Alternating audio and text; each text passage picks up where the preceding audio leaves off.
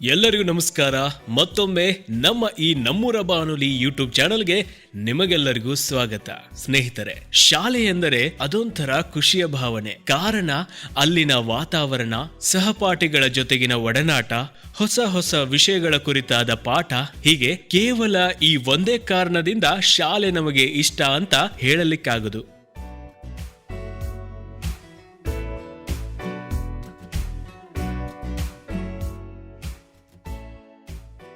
ಹಾಗೆಯೇ ಇಂದು ನಾನು ಹೇಳ ಹೊರಟಿರುವ ಶಾಲೆಯೂ ಸಹ ಒಂದು ವಿಶಿಷ್ಟ ಮನಮೋಹಕ ವಾತಾವರಣದಲ್ಲಿ ನೆಲೆಗೊಂಡಿದೆ. ಅದುವೇ ಸರ್ಕಾರಿ ಕಿರಿಯ ಪ್ರಾಥಮಿಕ ಶಾಲೆ ಹೊಸೂರು.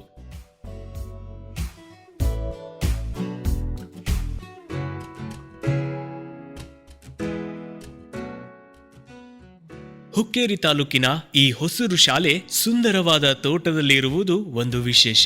ಈ ಶಾಲೆಯಲ್ಲಿ ಸದ್ಯ 3 ಜನ ಶಿಕ್ಷಕರಿದ್ದು ಮಕ್ಕಳಿಗೆ ಪ್ರಾಥಮಿಕ ವಿದ್ಯಾಭ್ಯಾಸದ ಜೊತೆಗೆ ಕೃಷಿ, ವ್ಯಾಪಾರ ವಹಿವಾಟು, ಪರಿಸರದ ಕಾಳಜಿ, ಹೀಗೆ ಅನೇಕ ಅಗತ್ಯ ಪಠ್ಯೇತರ ಚಟುವಟಿಕೆಗಳ ಮುಖಾಂತರ ಮಕ್ಕಳಲ್ಲಿ ಸಾಮಾಜಿಕ ಅರಿವು ಮೂಡಿಸುತ್ತಿದ್ದೇವೆ ಎಂದು ಶಾಲೆಯ ಶಿಕ್ಷಕಿಯವರಾದ ಶ್ರೀಮತಿ MS ಕಡಾಡಿಯವರು ಹೇಳುತ್ತಾರೆ.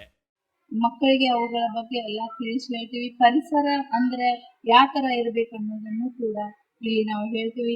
ಈಗ ಸುಮಾರು 2024-25ನೇ ಸಾಲಿನಲ್ಲಿ 80 ಮಕ್ಕಳು ವಿದ್ಯಾರ್ಥಿಗಳು ಇಲ್ಲಿ ಓದ್ತಾ ಇದ್ದಾರೆ ಅಂತ ಹೇಳಲಿಕ್ಕೆ ಹೆಮ್ಮೆ ಪಡ್ತೀನಿ.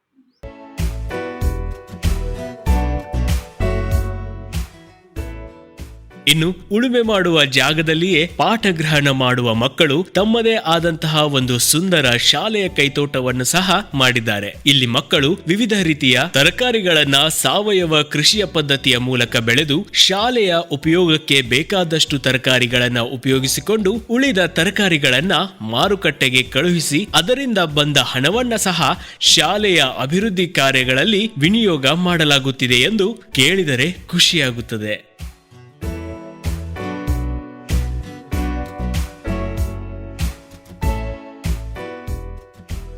ಕೃಷಿ ಭೂಮಿಯಲ್ಲಿ, ಕೃಷಿಕ ವಾತಾವರಣದಲ್ಲಿ ಜ್ಞಾನಾರ್ಜನೆಯನ್ನ ಪಡೆಯುವುದಕ್ಕಿಂತ ಭಾಗ್ಯ ಮತ್ತೊಂದಿಲ್ಲ. ನೀವೇನಂತೀರಿ? ವೆಲ್, ಇದಾಗಿತ್ತು ಸ್ನೇಹಿತರೆ ಈ ಹೊತ್ತಿನ ವಿಶೇಷ ಮಾಹಿತಿ. ಈ ಶಾಲೆಯ ಕುರಿತು ಅಥವಾ ಈ ವಿಡಿಯೋದ ಕುರಿತು ತಮಗೇನಾದ್ರೂ ಹೇಳೋದಿದ್ದಲ್ಲಿ ಕೆಳಗೆ ಕಾಮೆಂಟ್ ಮಾಡಿ ತಿಳಿಸಿ. ಮತ್ತೊಂದು ಹೊಸ ವಿಷಯದೊಂದಿಗೆ, ಹೊಸ ಮಾಹಿತಿಯೊಂದಿಗೆ ನಿಮ್ಮನ್ನ ಭೇಟಿ ಆಗ್ತೀನಿ. ಅಲ್ಲಿವರೆಗೂ ನಮಸ್ಕಾರ.